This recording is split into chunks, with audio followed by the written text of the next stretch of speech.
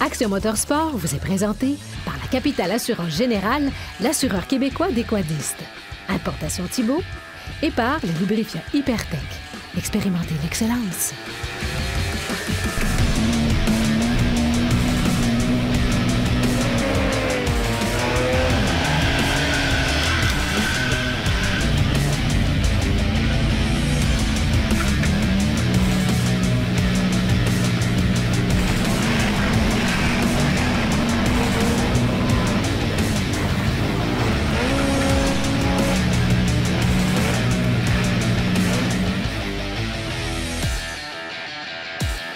Cette semaine, on fait l'essai d'un Argo avec Dave d'Univers Traction Sport. On parle du nouveau pneu Mastodonte de Kenda et Marc-André nous présente son projet de Maverick X3.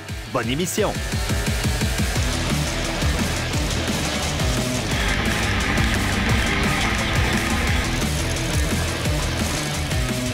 Cette semaine sur Action Motorsport, on me sort encore de mon élément naturel du quad, puis on s'en va essayer une drôle de bébite. Ça s'appelle un Argo.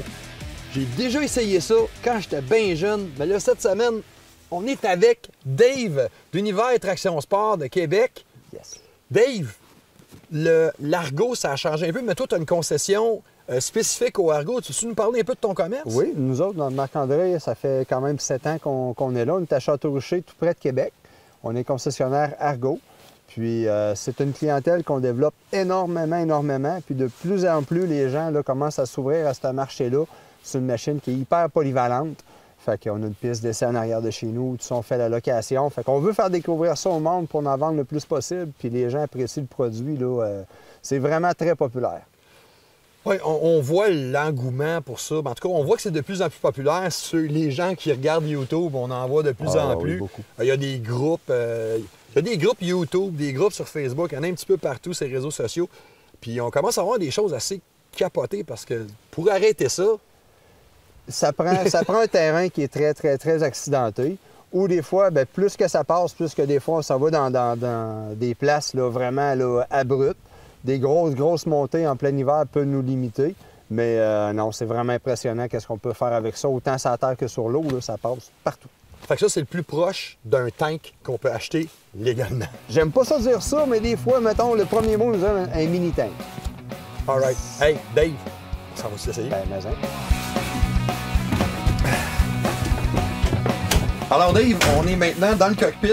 Je suis désolé, moi, je suis complètement désorienté parce que quand j'ai des poignées comme ça, j'ai l'impression que j'ai une moto ou un motocross dans les mains. Mais là, si on peut juste passer rapidement, c'est quoi, comment ça fonctionne? C'est bien simple, Marc-André. C'est une conduite par dérapage. Fait qu'au lieu d'avoir vraiment un volant traditionnel, on a juste à maintenir une pression de chaque côté, vraiment pas plus que ce que je fais là présentement.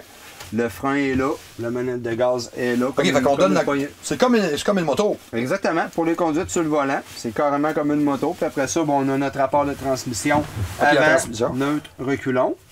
Puis high-low qui est ici. Puis à part ça, on démarre ça à clé comme une voiture. OK. Fait qu'on a même un beau petit... Moi, l'équipement, je trouve que ça allait évoluer. Moi, je me souviens pas d'avoir vu un speedomètre et toutes ces choses-là dans le temps. Je vois qu'on a aussi un winch, un treuil en bon français. Fait que si jamais on reste pris, on sait quoi faire. Mais on a aussi des amis avec nous autres aujourd'hui pour ça dépendre. Oui. On a un bon ami, Claude, qui fait partie, dans le fond, de notre équipe. Il s'implique beaucoup. Il fait du Argo. C'est une des personnes au Québec qui brûle le plus de gaz dans un Argo. Puis c'est vraiment un passionné. On est bien content de l'avoir avec nous autres. All right. Fait que, on va parler mécanique puis tout ça plus tard. Parce que moi, j'ai vraiment envie d'aller faire un tour dans la neige avec ça. Fait que, à tantôt!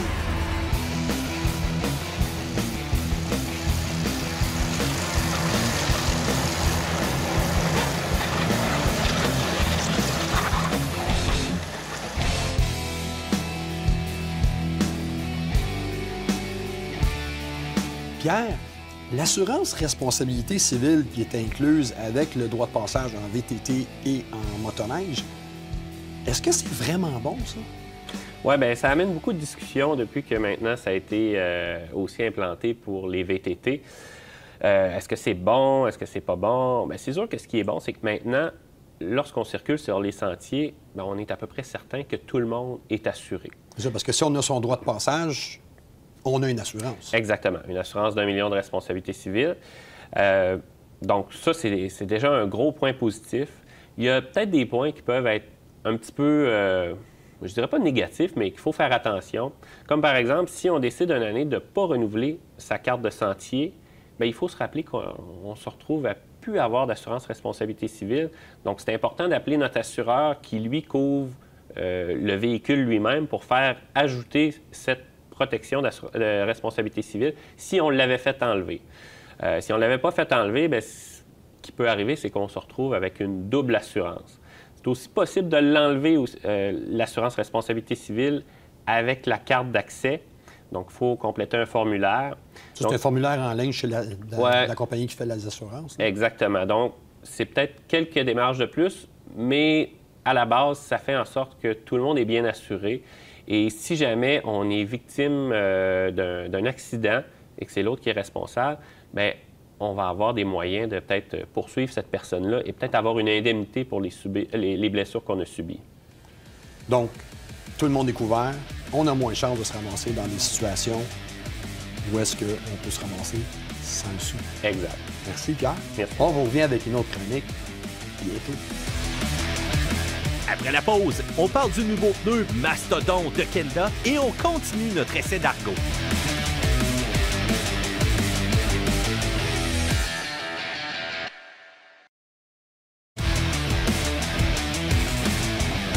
Cet essai est une présentation d'Univers Traction Sport. Évadez-vous à bord de l'un de nos véhicules.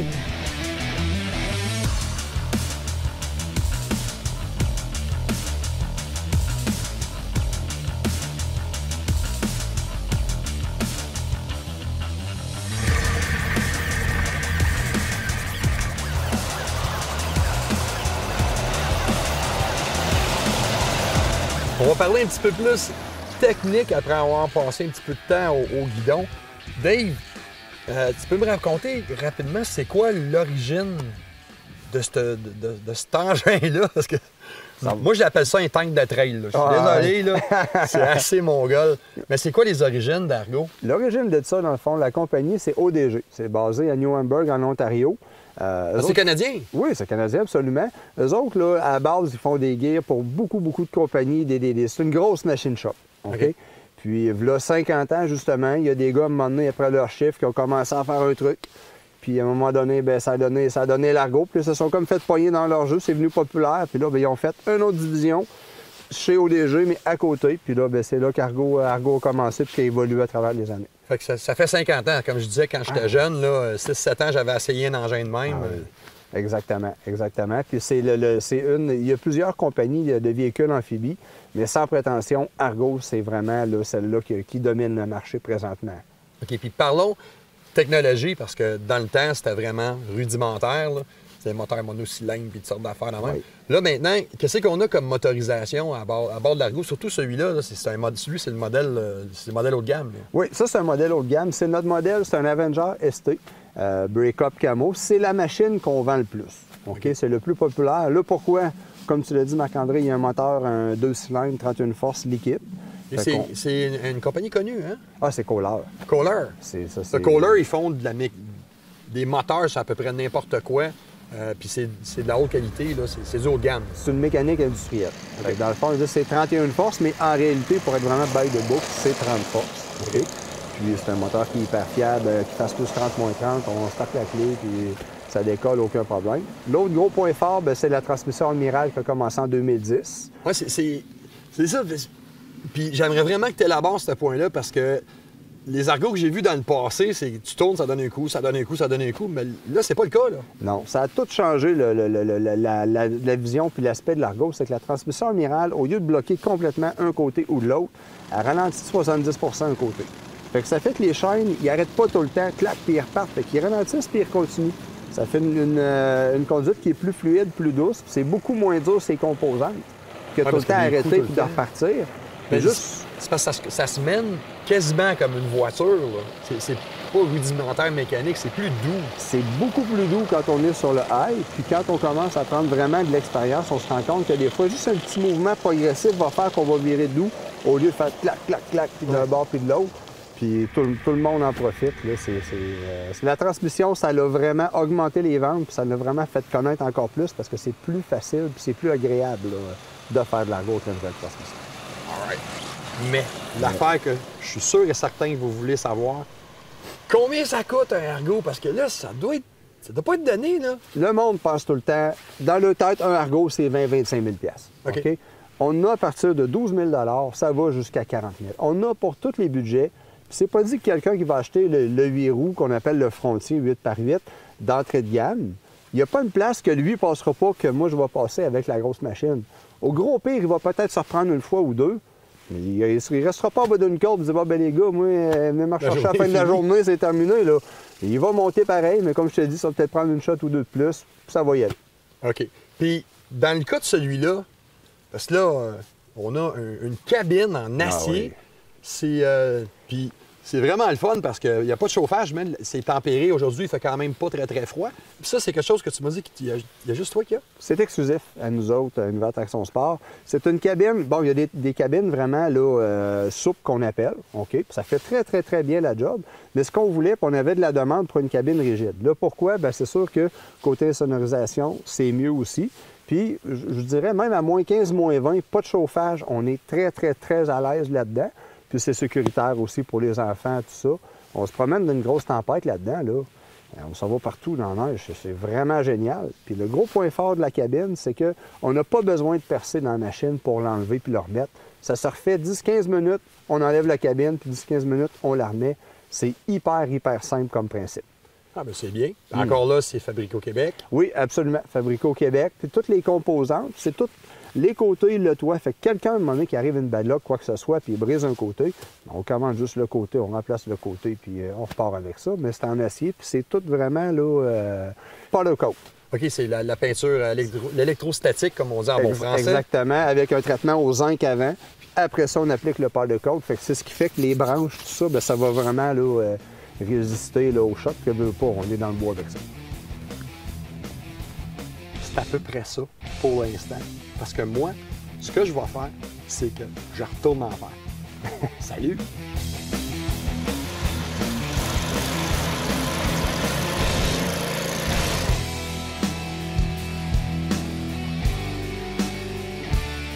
Cette semaine, dans ma chronique des importations Thibault, on est dans ce que j'aime le plus dans le VTT, les pneus, avec Dave Oakley. Dave, what's up, mon homme? Ça va?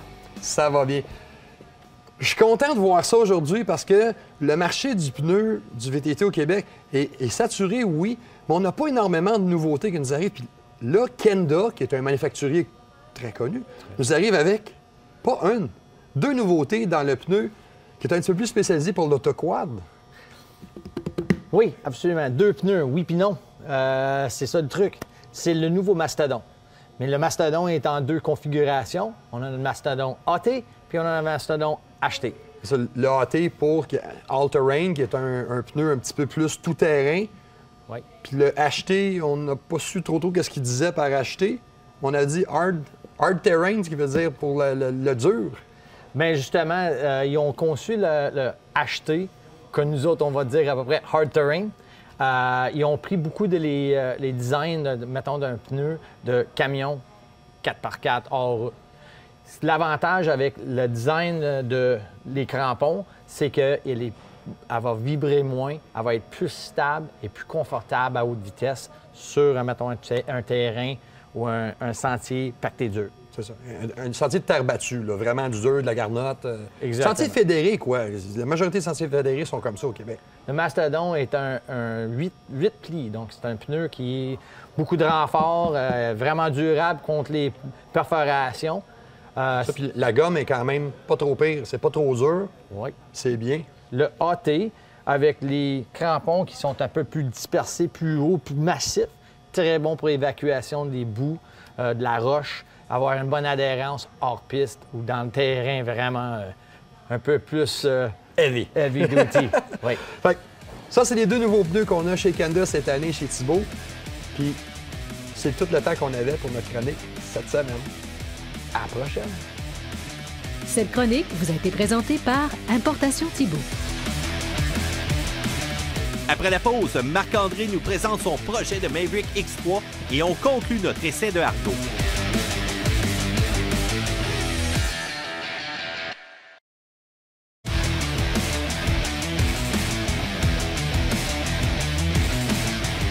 Cette semaine, dans notre chronique Quadis.net, on va parler de notre super projet qu'on a cette année, le Can-Am Maverick X3. Vous l'avez vu en début de saison cette année. On vous a parlé un petit peu plus des détails, ce qu'on a fait dessus, parce que c'est une machine qu'on a modifiée spécialement pour faire du touring, mais on l'a quand même passé à toutes les sauces. De là, la raison pourquoi j'étais avec mon ami Louis Gagnon aujourd'hui. Salut Louis! Salut, comment ça va Marc-André? Ah, moi, ça va super bien, comme d'habitude.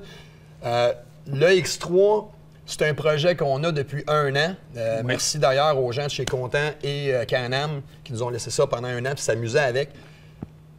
Toi, tu as été vraiment le premier à te servir de ça parce qu'on l'a exploré dans les extrêmes. Oui. Donc, tu as été le premier vraiment à Sainte-Béatrix, oui, au défi extrême, sentier assez serré, obstacles, sauts. C'était de la compétition. Bon, oui, c'était de la compétition extrême, puis le Maverick a réagi incroyablement bien. Ça a été numéro 1. Ça va bien. Tu as fait du mode drag, puis le circuit extrême, qui était extrêmement serré, d'ailleurs. Oui, très serré, parce qu'il fallait que je joue un peu de la pédale pour être capable de tourner, comme on dit, mais ça a été numéro 1. C'est vraiment précis, c'est de la puissance. Quand tu en demandes, tu y vas.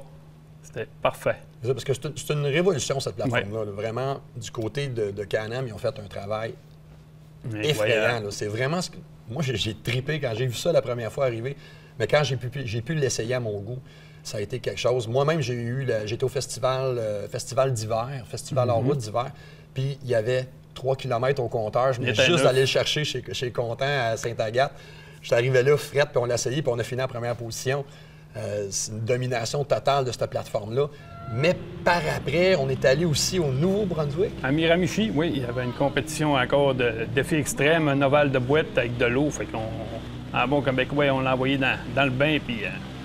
on avait amené notre Redingale là-bas pour courser. Finalement, on a décidé d'amener le X3. D'y donner sa chance. Puis on a fini 3e avec dans 3 pieds d'eau. Fait que, il a donné ce qu'il voulait.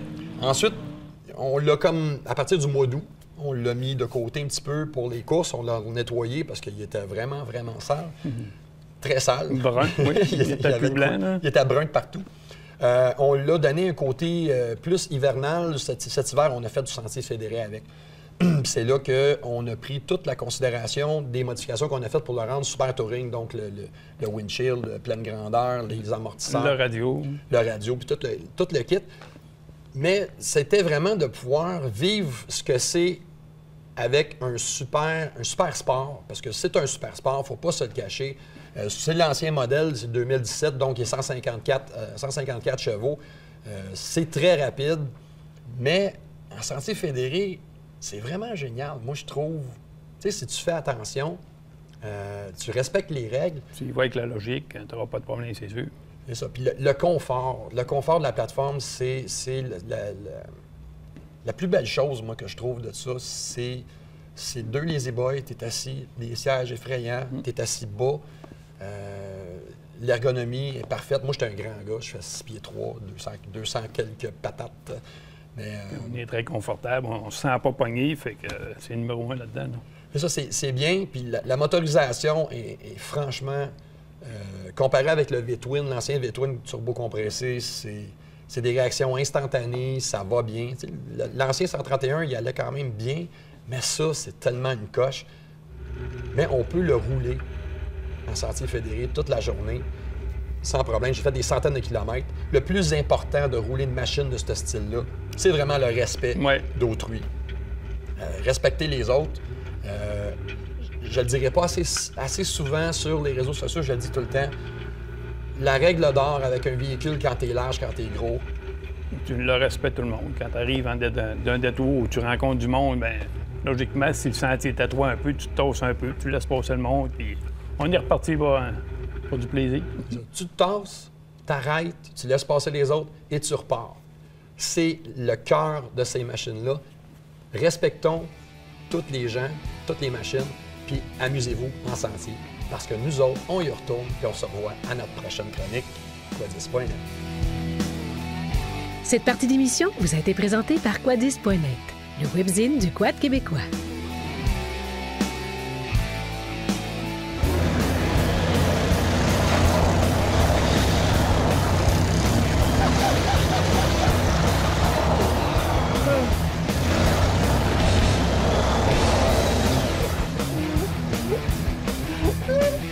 Bon, les robots!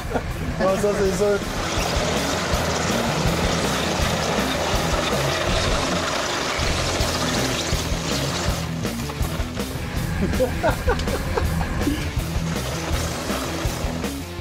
Il a trouvé le moyen de nous prendre.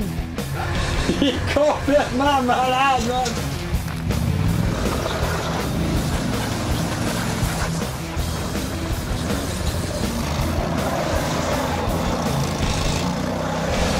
On a eu une journée de fou aujourd'hui avec ça, c'est vraiment capoté. La neige est quand même pas très favorable à faire ces essais-là, mais en même temps, on a pu essayer de trouver de multiples façons pour rester pris avec. Puis on est resté pris rien qu'une fois, puis c'était Dave qui voulait vraiment me montrer que ça monte un mur. C'est à peu près ça qui me reste comme idée de ça. Je suis habitué à des machines qui roulent vite, puis nanana. Mais ça, c'est un autre monde. C'est comme, on part de la 5e vitesse à la planche à la première vitesse sur le bœuf. Puis c'est raffiné. Je vous l'ai dit en début d'émission, j'avais essayé ça, j'étais haut comme 3 pommes, puis je me souviens que c'était rough, c'était brassé. Là, on n'a plus l'effet de brassage que je me souviens. Le fait le plus important, c'est l'espèce de transmission Admiral qui appelle là-dedans, qui a un ratio de 70-30 quand on tourne, au lieu de tourner puis bing, bang, bing. Ça tourne un peu comme une voiture. On ne viendra pas fou, c'est pas un camion, c'est pas une voiture, mais c'est beaucoup plus doux à faire virer. La puissance moteur, quand même, on sent qu'il y a beaucoup de couple. Puis, Dieu sait, aujourd'hui, on y a vraiment donné, là. Dave voulait vraiment me montrer c'était quoi un Argo. J'ai compris le message, puis plus que j'avançais dans le courant de la journée, plus que je m'habituais au comportement de la machine, plus que j'ai commencé à découvrir c'est quoi l'aspect de vouloir triper avec un Argo dans 4-5 km. Point de vue mécanique, hyper fiable, moteur Kohler. C'est un système qu'on a oublié de dire, c'est un système CVT qui drive tout ça, qui envoie la puissance au système de transmission. Écoute, je suis bouche bée, mais il faut vraiment l'essayer parce que dans le fond, c'est vraiment trippant.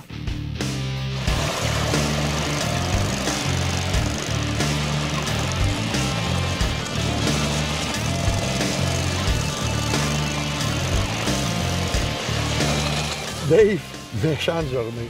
On a vu le facteur fun, gros fun avec la neige, mais le Argo s'est adapté aussi à d'autres milieux, puis pas juste le côté récréatif. Peux-tu m'en parler un petit peu? Bien, c'est sûr qu'on a beaucoup de clients, la chasse, la pêche, pour le travail, les gars des fois des tours d'hydro, tout ça.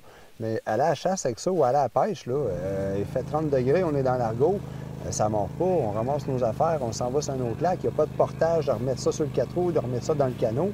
Tu sais, parce que ça va dans l'eau, c'est comme une grosse chaloupe, cette affaire-là. Il y aura un cours d'eau proche, on aurait pu y aller, il n'y a aucun problème. Là. Fait que c'est ça l'aspect qui est le fun de tout ça.